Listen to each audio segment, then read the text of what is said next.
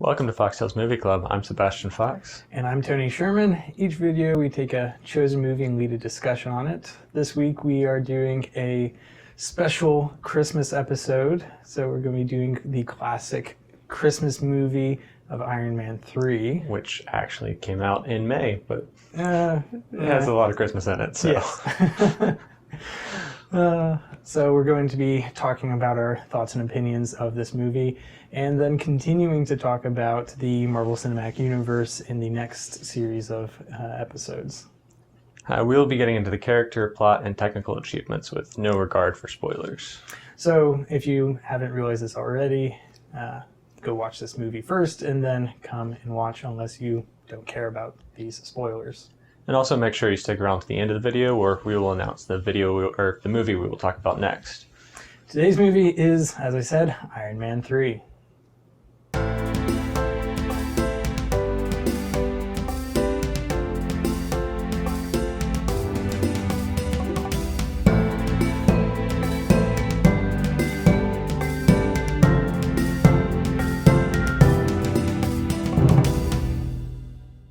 So Iron Man 3 is a movie that came out in 2013, directed by Shane Black, composed by Brian Tyler, and stars Robert Downey Jr., Gwyneth Paltrow, Guy Pearce, Don Cheadle, Jon Favreau, Ben Kingsley, and Ty Simpkins.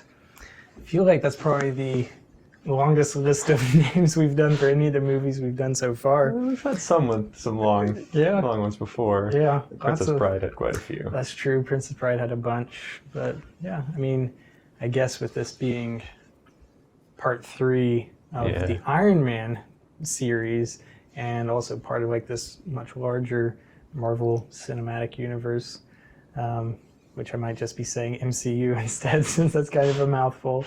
Yeah. It kind of incorporates itself in such a way that you're going to have lots of recurring or semi-recurring characters. So you kind of get attached to all of these different actors and these stories. Yeah, so we're kind of jumping in the middle of the MCU here to kind of get to the Christmas episode. But why not?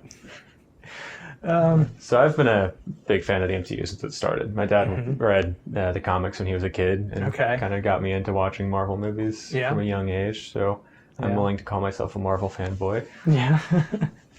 Yeah. I don't know. I don't know if I would say fanboy for myself. I'm definitely find them quite enjoyable. But I mean, I really like the DC universe as well. But I feel as if the MCU definitely feels a lot more kind of fleshed out in the movies that they've done, and a lot more easily connected film to film. So I do like that. I don't really have much of a familial background in reading the comic books or any kind of connection there, but we always enjoy these kind of like superhero action movies. So it's definitely something that, like, since some of the very first superhero movies, we've been going and watching these. So it's something that, as they've been coming out, we've been looking forward to each one every year. Yeah. So Iron Man 3, this is the first movie in Phase 2. It came right after the first Avengers movie. Right.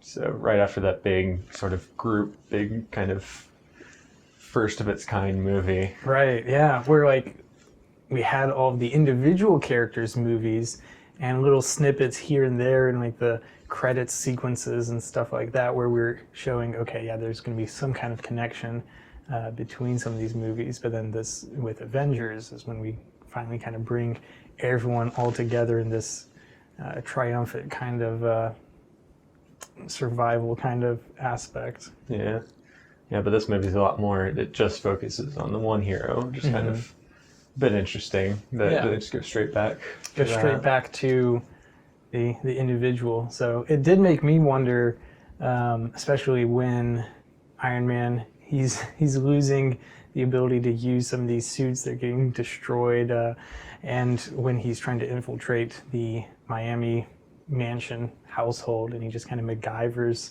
his way into it. It's like, I was wondering, why isn't he just reaching out, sending out the bat signal, or the Iron Man signal to call for aid.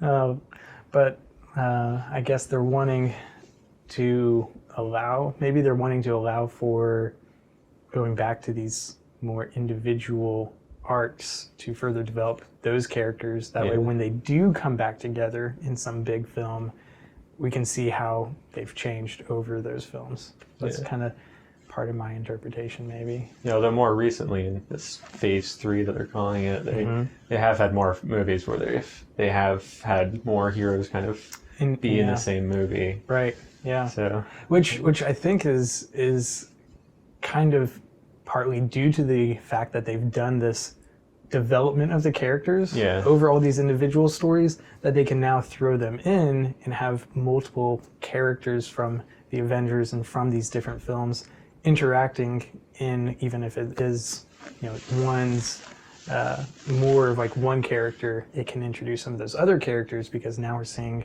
what kind of relationship, what kind of interactions do these characters have together. Right. Yeah.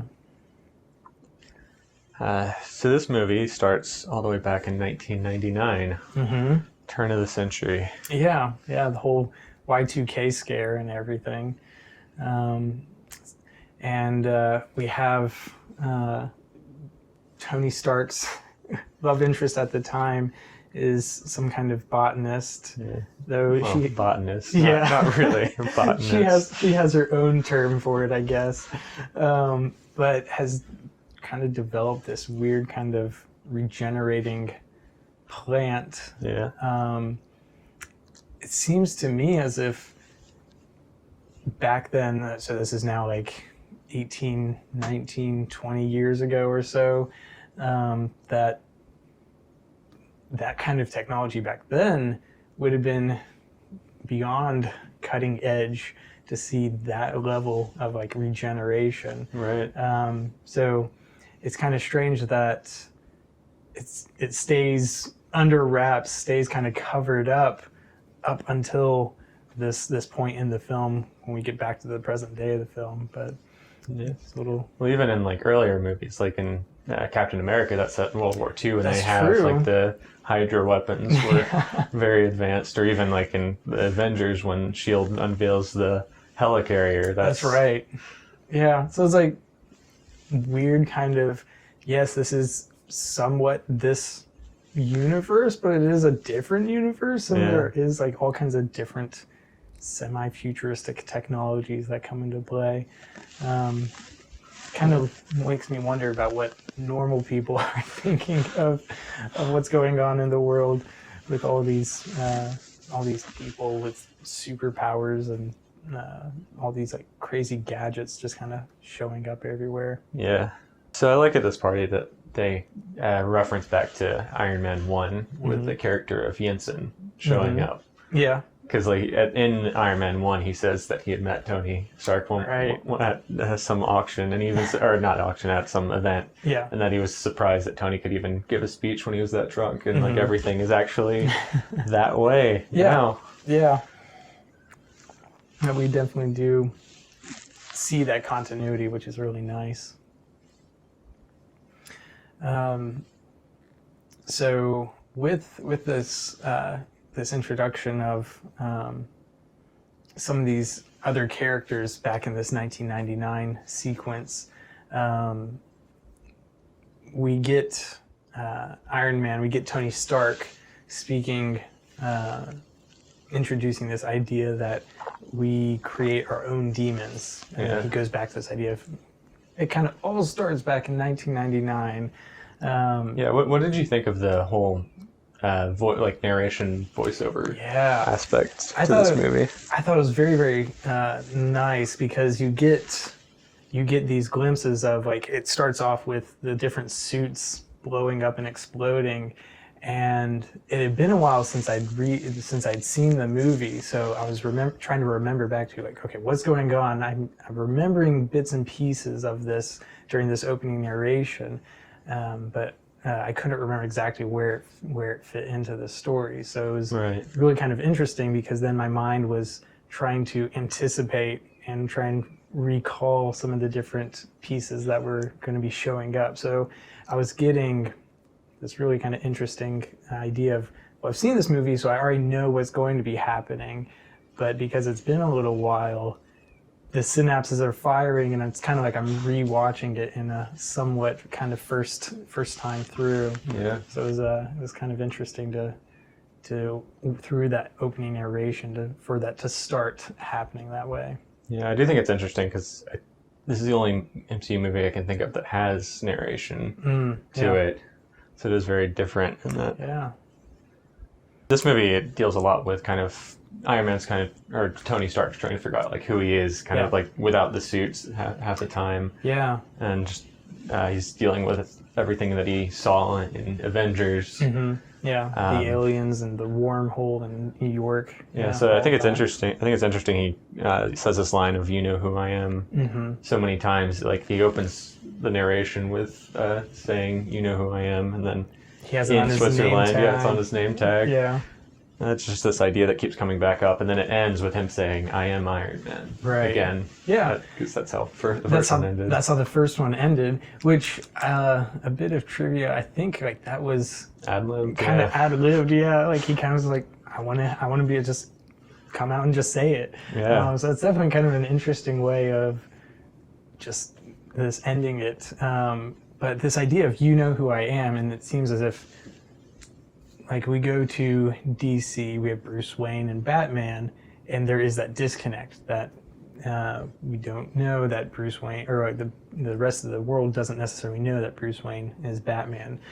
Same thing with Clark Kent and Superman, that they have that separation, that disconnect. Yeah. And I think Killian even mentions to Tony Stark here, talking about the importance of anonymity, that if you know who you are, then that is a potential liability, a potential weakness, that if everyone knows that Tony Stark is Iron Man, then that gives these villains and these people more opportunities to go after certain aspects of that life of his. Yeah, I definitely like how the MCU has gone that route of not having secret identities, at least until Spider-Man showed up. Right.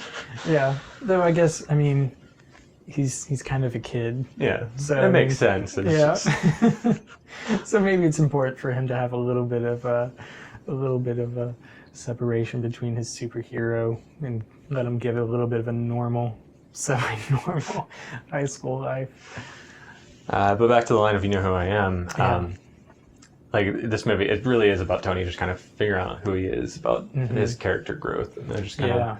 I feel like that line is very key. And also, speaking of Spider-Man, I know you haven't seen Homecoming yet, but it kind of ties into that, and it kind of continues this idea of everything he's gone through in Iron Man 3. He tries to teach Peter about like these same lessons that he's learning. Yeah, that's very interesting. So it's going to have to be one that I'll have to watch to catch back up.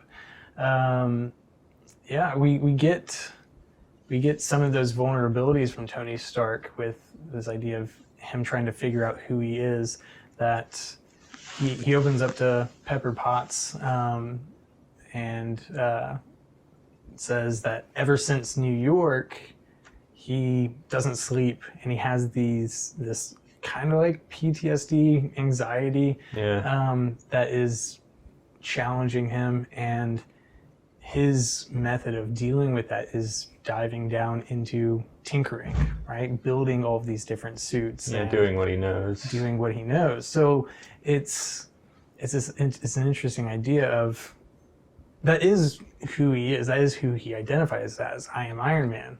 But if that's all he is, then if he loses the suit, then what is he, right? Yeah. Which is kind of what this film tries to explore, and what is he beyond when he is outside of the suit.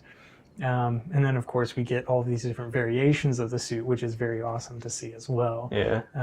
So we do get to see what kind of becomes all these different aspects and facets of Tony Stark's character and who Tony Stark is as a person, because we get all these, especially at the end of the film, we get all these different Iron Man suits that kind of have different different abilities and different ways that they're built up. Right. Yeah. So very interesting to see that aspect of him. Yeah. What did you think about that at the end? Because I know a lot of people feel like this movie, it didn't have enough Iron Man in it. It was more too much Tony Stark for some people. Man. I would disagree. That I think it was a very nice balance. I think the scene of him kind of MacGyvering into the Miami house, the Mandarin's mansion, so to speak. I kind of wanted him to be able to go Iron Man in there, but it also was reminiscent of this like very basic tinkering. So going back to like the first movie when he has this very rudimentary Iron Man suit that he built in this cave, and so my first feeling of wanting him to be able to have a suit was very quickly overwritten by, okay, yeah, this is really working out. This is really cool to be able to see him as like this kind of superhero Tony Stark instead of superhero Iron Man. Yeah. Which I thought was really nice. Yeah, for me, I kind of, like, I start going to these movies for the action and everything, but the reason I keep going back is because of the characters. So I've never really minded about that, about having more Tony Stark than Iron Man. Right, yeah. How did the kid react? The kid reacted, like at first he had the gun, the potato gun, and then when he moved and he saw Iron Man behind Tony Stark, then he kind of was like that childlike wonder, right? Yeah. Which was very similar to the news guy. Yeah. Yeah, Gary. The news guy. Gary, that's right, Gary. That Gary, it's like, I don't know, and then he's like, oh my gosh, I'm gonna have to call you back. So yeah, we get this idea of not just like, you know who I am, in that other heroes and other villains know who he is, but like the whole world kind of knows who he is, and he has all these paparazzi that follow him around trying to figure out, what are his thoughts of this Mandarin attacks, these terrorist attacks. So we get lots of different aspects to this line of, you know who I am. Yeah. I'm going to take this hat off now. Yeah. Christmas is over. So with the Christmas aspects of this movie, which we haven't really talked about yet. Yeah. Now that Christmas is over, we can reflect back on our holiday spirit. So how would you feel if someone got you a 2-story rabbit? I would have nowhere to put it. I already have so much junk that getting a 2-story rabbit, I feel, would just be annoying. Yeah. That's a crazy thing in this movie. Yeah. I mean, is there like some aspect, is there some kind of character trait of Pepper Potts that like he connects to rabbits or something? Or is it just that he saw this giant rabbit and thought, well, I gotta get that? I don't know. He seems kind of impulsive sometimes to some degree. So maybe it was somewhat of an impulse buy. That poor thing. And then you just see it kind of burn up as it sinks into the ocean.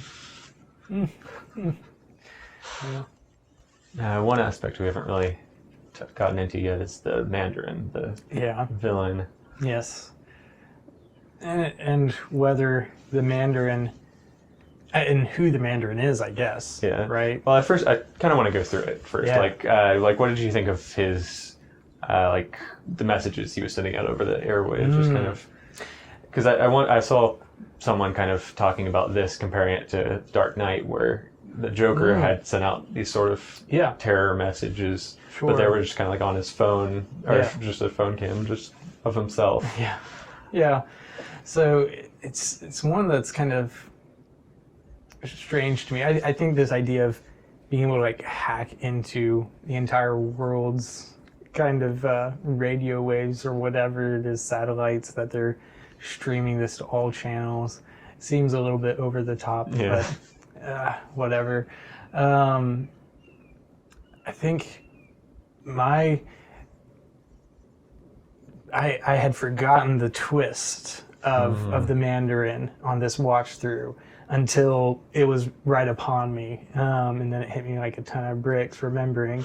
But I'm watching these videos, this stream that the Mandarin is sending out, and I'm thinking to myself, this is such high production. How is he able to do this and get away with it? He has all these different people and all these different cameramen and editors and audio people. I'm like, there's no way this is able to remain hidden, that this person is doing all this stuff.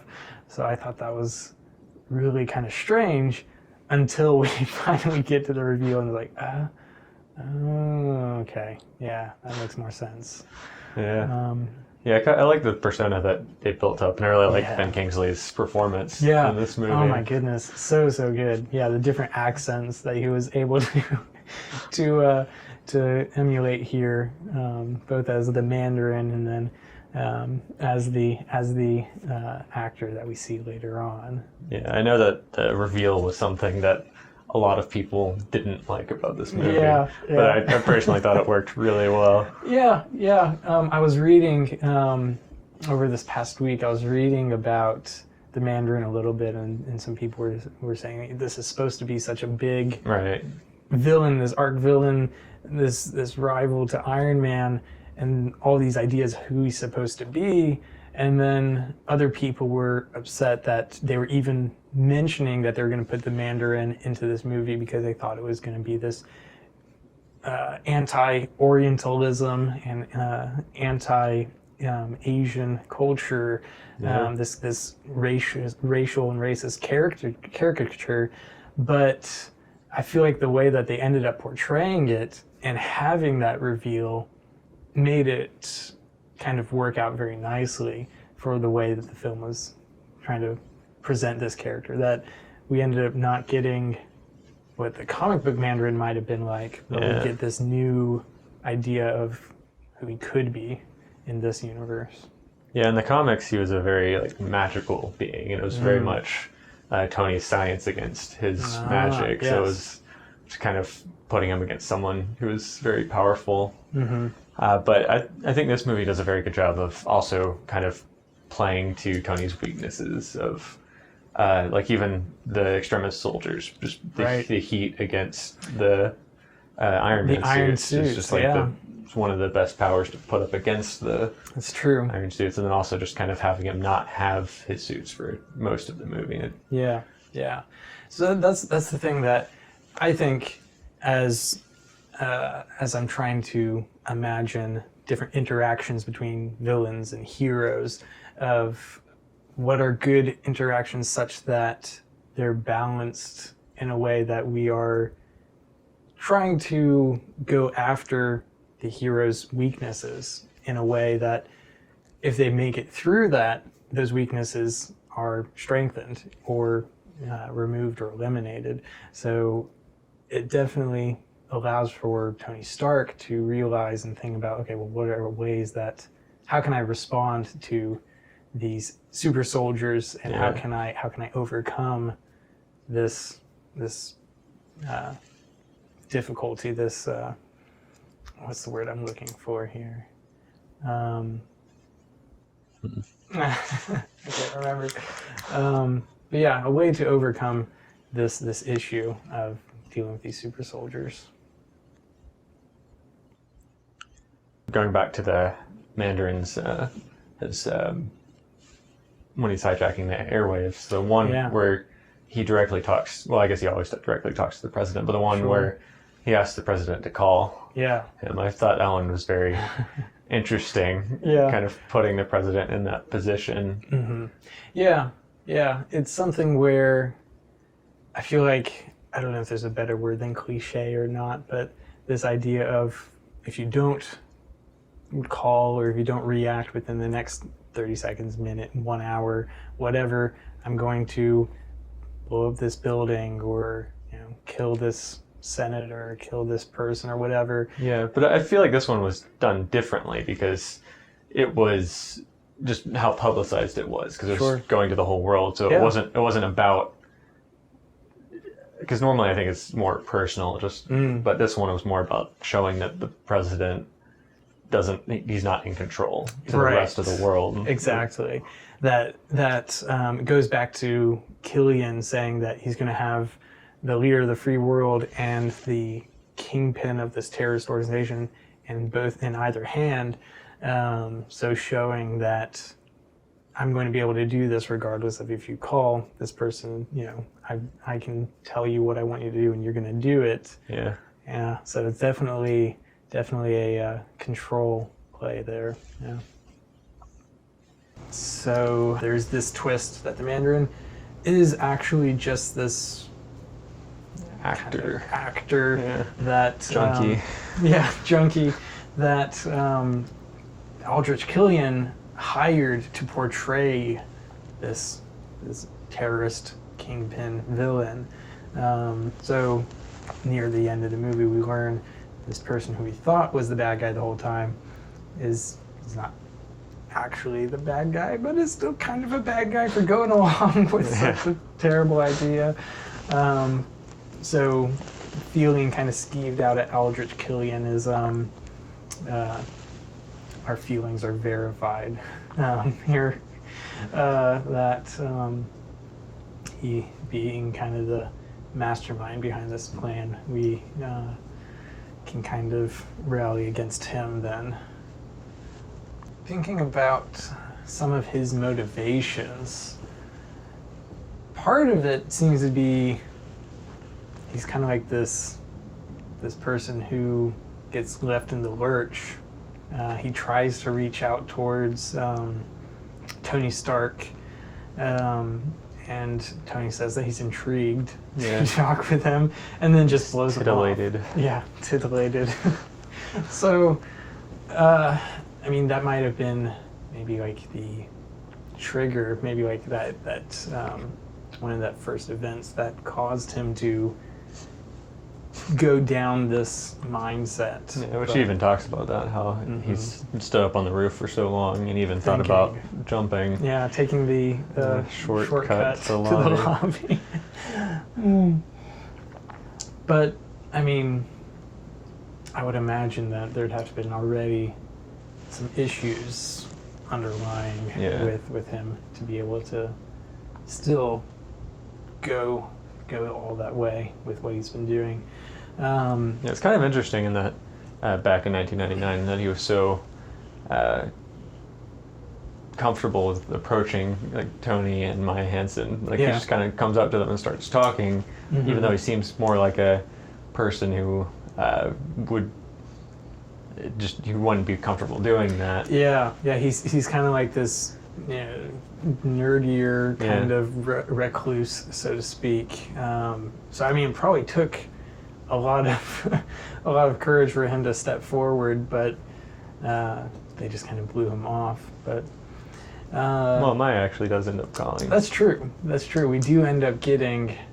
Do we get a timeline on when she ended up reaching him? Not exactly. Yeah. Both of them having such brilliant ideas. I wasn't really sure why no one really heard more about them. They kept them kind of hidden, I guess. Yeah. Well, I also find it interesting that in this 1999 flashback, Killian's he immediately introduces himself and kind of says who he is and what he's about. Yeah. But then in modern day, he's more all about anonymity. Yeah, that's true. Sort of hiding in the shadows. Right. Yeah. Yeah. So seeing kind of thinking about it, there's a little bit of kind of a parallel that Tony Stark does something kind of similar, that after Avengers, he kind of pulls back and goes into tinkering. So he does have a little bit of that. Goes back to being somewhat anonymous. He's no longer. He has Pepper running. He's just kind of out of the Stark party Industries. scene. He's not as vocal. Yeah. But I wouldn't really say that's anonymity. Yeah, definitely not completely anonymous. But yeah. So we get.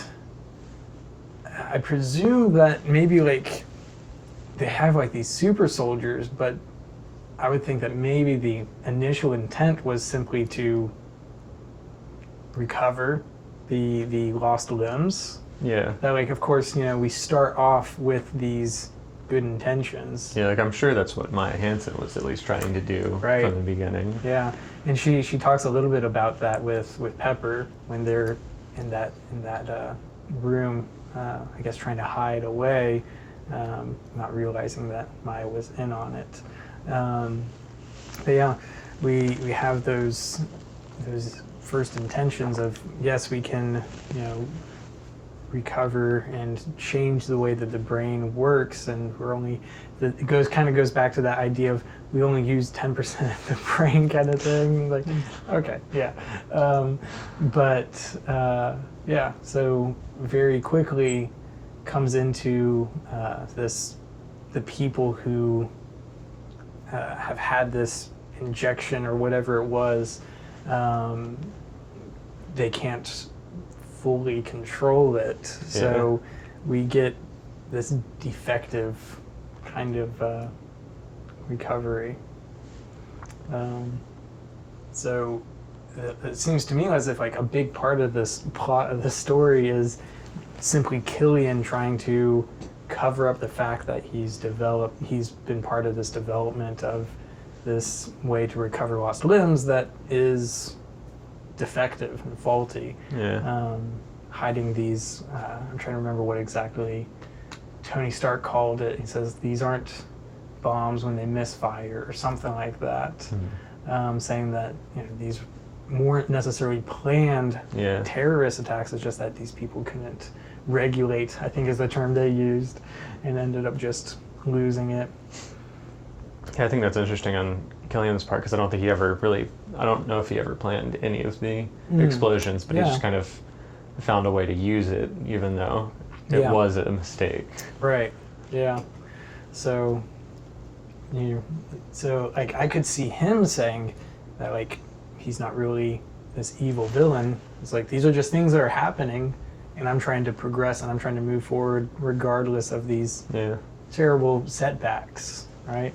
So yeah, I could see someone trying to portray him in such a way, looking at him as less of this evil character and more of just someone who's trying to push forward with these very amazing scientific discoveries despite their setbacks. Yeah, although he has more than just the science that he's working towards. I don't know exactly what he's working towards politically, but he is trying to get a world leader in his pocket. Yeah. So it kind of goes back to that control thing, I guess, right? So wanting to have both the leader of the free world in one hand and this terrorist leader in the other, and the balance of supply and demand. So yeah, definitely this overcompensation of control that he approached Maya and he approached Tony back in 1999, and they were in a position where they just blew him off, and he was like, well, there's nothing I can do. But then now here in the movie, he's starting to get into this position of power where he's wanting to be able to have that control, to be able to do whatever he wants and make people do whatever it is that he says that they have to do. Yeah, interesting kind of villain arc. Yeah. So going back to Maya Hansen, I've heard people question whether or not she knew that the Mandarin was faked or not. Because there are times in the movie where she talks to Killian and she's saying that the master. So it is kind of strange that like I feel like she's more of like the scientist to some degree, and has, to me, a more rational logic kind of background, that it seems to me as if she would be less reasoned into buying into this crazy cultish master kind of thing, but I'm not sure. Yeah, I'm not sure how much she knows, because if she's just trying to get funding from anywhere to work on her project. Yeah, it's possible. yeah, the way the economy works, you kind of get funding from wherever you might need sometimes. Because really, all she was trying to do the entire time was to get Tony to finish because he had kind of figured out most of it on the back of his name tag. The back of the name tag. But then she was trying to get him to finish the rest of to figure out the extremis problems. Yeah, and even Pepper mentioned, going back to the funding, mentioned about how when they first started, they took funding from military contracts and other stuff like that. Yeah. So trying to get that funding, trying to be able to reach out to Tony and figure out, use his genius to help try and solve this issue. Yeah. So that's something that I think is very, very nice that they're able to do. And this happened in some movies, try to do this, and I think the MCU is very nice that they're, because of the breadth of films that they have a little bit more leeway in being able to do this, but to have these more morally ambiguous gray, it's not so black and white who's good and who is bad and what's the right choice, what's the wrong choice. Yeah. So it's very kind of interesting to see these types of characters where the junkie, what's his name, the Mandarin, Trevor, yeah. I was like, it's not Stanley. Stanley's not right. Trevor, we're like, he was just this druggie. He just kind of like got pushed into this and, kind of got over his head, but he's this actor and he enjoys being able to portray this pretty crazy character. So like, is he like an evil person? But yeah, it's interesting to see these kind of multi-layered characters in these movies. Yeah. One scene that we haven't really talked too much about yet is the helicopter attack on Tony Stark's mansion. Yeah, we haven't really talked about any of the action set pieces. We haven't talked very much about the action, which is crazy, because that's like one of the things that you want to see when you're seeing these movies, is the action, the flying around and fighting. But one of the things I really liked about this attack scene is that Tony has been developing all these different suits, and we had just a little bit before this scene, we saw Tony walking around in the Iron Man suit, but he's not actually in the Iron Man suit. Yeah. He's controlling it from elsewhere, and he's developing being able to call the suit to him, and all these weird arm and hand gestures that dictate the suit. And during this attack, we see he gestures the suit to go and encapsulate Pepper Potts and protect her, because that's the one thing that he cares. That's the reason why he does all this, is because he's wanting to protect her. So I thought that was a very, very touching, very nice way of showing, in this instant of, okay, this place is collapsing and these bombs are going off, this instantaneous decision of his to protect Pepper. And then we do get some interesting action sequences with Pepper trying to utilize the suit and just kind of moving around with the suit, and it's kind of a fun little thing there.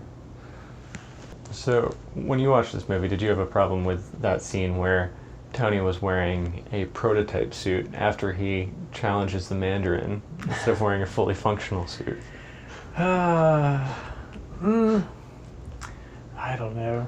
Yeah, I didn't really think about it the first time I watched it. That's an interesting one. And I like the movie so much that it doesn't really bother me. No, yeah. That is an interesting thing, that like he had these different suits, and then during the attack, a lot of those suits got destroyed. So he kind of had just the Mark 42, I think was the number. This prototype that he tries to utilize. So yeah, we do get something that's not in its final form, I guess, but still clearly functional enough that he's able to still fly around to some degree and do stuff with it. So it's kind of an interesting take on the new suit that he's developing. Kind of like this drone-esque that he can control. Yeah. Yeah, one interesting thing I think they did with the suits in this movie is how he just has parts of the suit on at certain times. Yeah. Because that's not really something that they did in Iron Man 1 or 2. Right. But in this one, like when he calls the suit, when he's in Miami being held, he just gets like an arm and a leg for a little while. Right. Yeah. And shows clearly the amount of practice and the amount of skill he has in utilizing the suit, that he's able to maneuver and fly around using the hand in the single boot as two propulsion points. And like, you think he would just kind of swing around and just like completely lose control, but he's still able to kind of maneuver. So yeah, interesting that he can kind of piecemeal the suit as he needs to do what he wants. I guess in the Miami case, it wasn't so much that he wanted to piecemeal it, it's just that it was caught up in the barn, the shop of this kid, Harley Keener, which was a pretty big part of the film. This interaction between the kid and Tony, and this kind of detective trying to figure out what's going on behind the scenes as he's investigating these explosions in this Tennessee town, Rose Hill. Is that right, Rose Hill? Rose Hill. Okay, yeah. Yeah, that's kind of it was an interesting way for the MCU to go, just casting child actors in roles is it's risky. Yeah. But this kid, I like him a lot as an actor because he was also in Jurassic World, and then he did a pretty good job in that as well. Okay. Yeah. Yeah. That's the thing. Like sometimes you get these child actors and you don't see them very much in the movie because maybe them being younger, they weren't able to perform at a certain level. But we got a lot of Harley, and we get a lot of these scenes where it feels very natural to him just acting as a kid. Yeah. Especially when they are sitting there at the explosion site. Yeah, he just starts asking him questions. Just rapid fire questions. What happened in New York? Yeah, how'd you get out of the wormhole? And is this bothering you? Should I stop? Am I talking too much? Should I stop? And it's like, And so it was very funny. It's funny to see, but at the same time, it's like so stressful for Tony Stark to be like, because that anxiety. You've already seen it earlier in the movie, how that anxiety and how that encounter with the aliens and encounter with that wormhole in New York just broke him. Yeah. So it's funny to see while you're watching it, but it's also like, it's this weird kind of dichotomy where you're getting that like, oh man, I need you to shut up, kid. But yeah, oh man, it was a very, very cool scene. Yeah, I also like the part of the relationship where the kid his father had walked out on him, so they both kind of had father problems, or not problems, but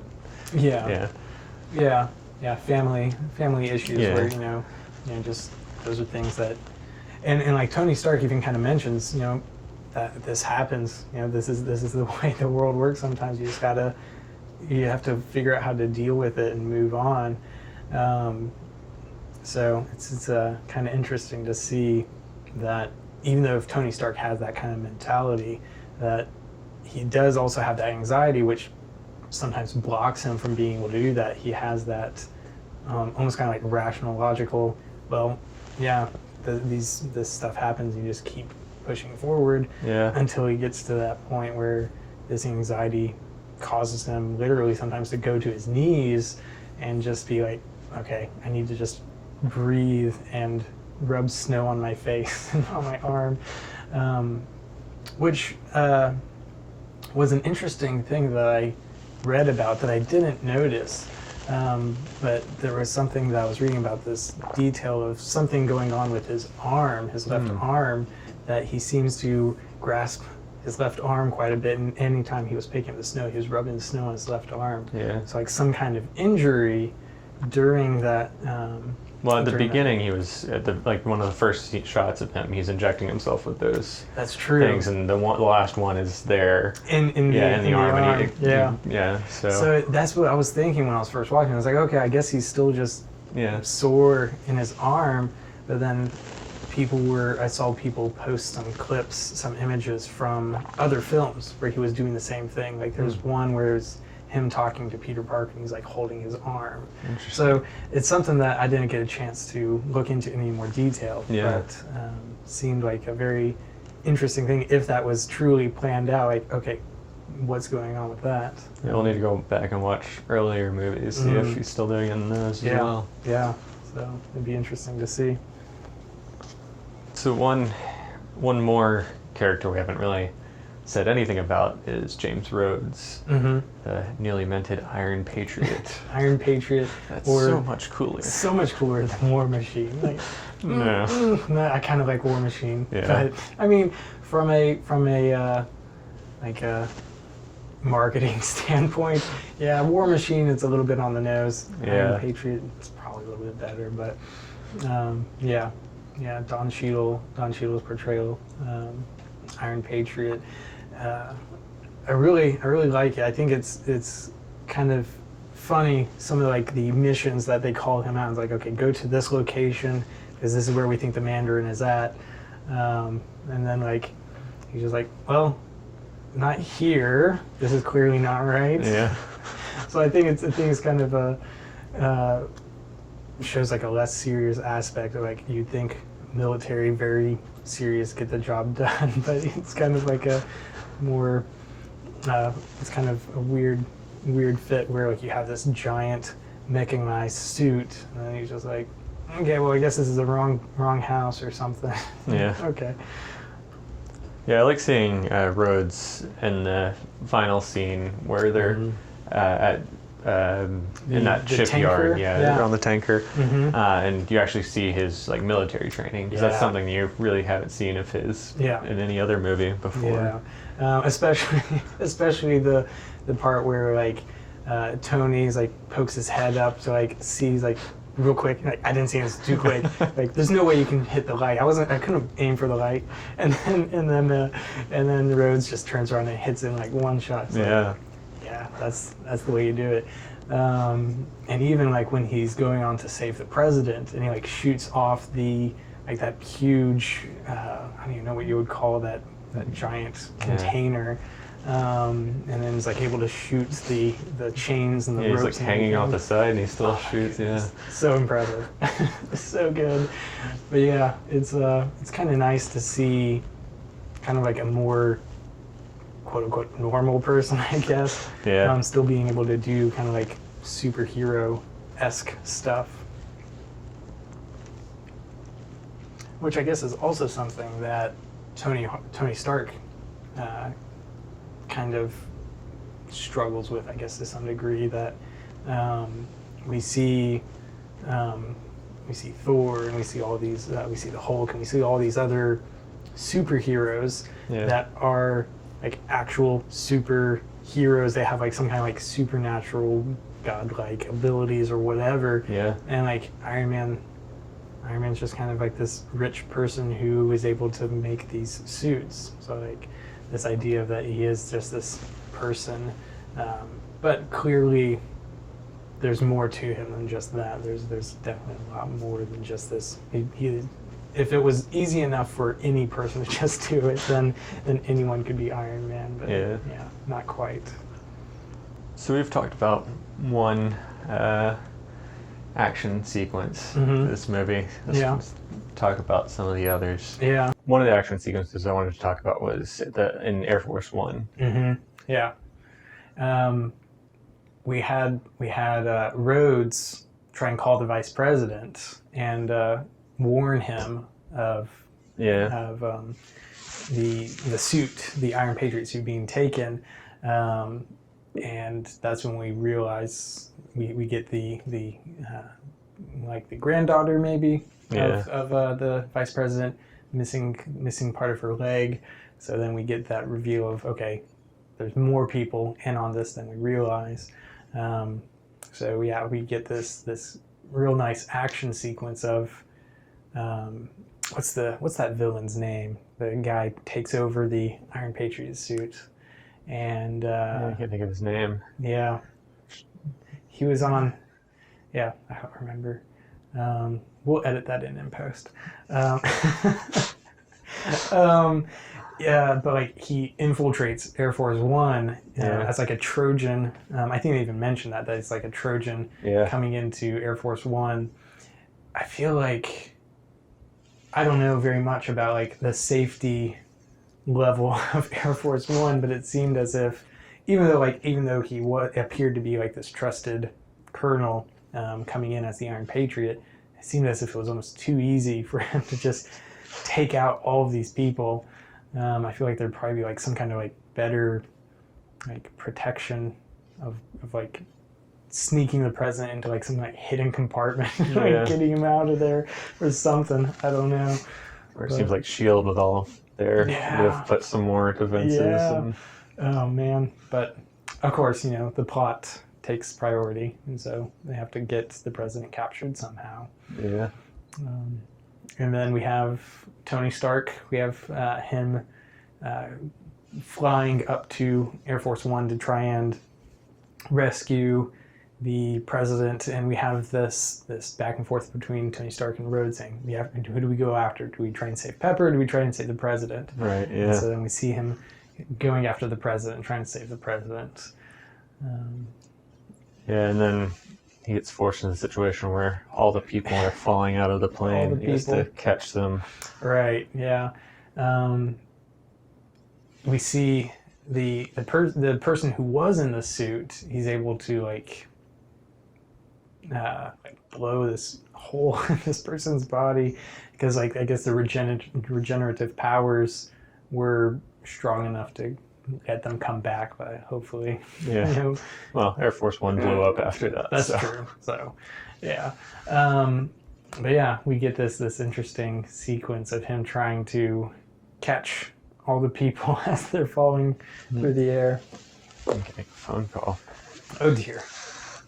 All right, hats back on. Back on.